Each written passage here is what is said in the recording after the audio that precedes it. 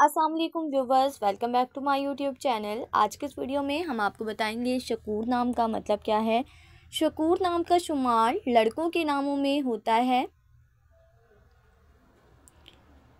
शकूर एक इस्लामी नाम है। शकूर नाम की इब्तदाई तारीख अरबी ज़ुबान से निकलती है। शकूर नाम के अफराद के लिए खुशकिस्मत नंबर 2 माना जाता है। माहिरीन के मुताबिक शकूर नाम के लड़के बहुत शरीफ होते हैं। शकूर नाम का मतलब है शुक्र अदा करने वाला। शकूर नाम के लड़कों के लिए खुशकिस्मत दिनों में एतवार और मंगल का दिन शामिल है। शकूर नाम के अफराद के लिए मुवाफिक रंगों में सुर्ख, हल्का सब्ज़ और रंगनुमा रंग शामिल है। शकूर नाम के अफराद के लिए मुवाफिक पत्थरों में पुखराज पत्थर शामिल है। खुशकिस्मती वाली धातों में हिंसों के हिसाब से तांबा शामिल है।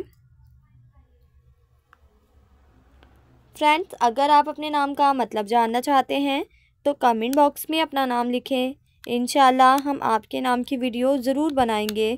Thanks for watching. अल्लाह हाफिज़।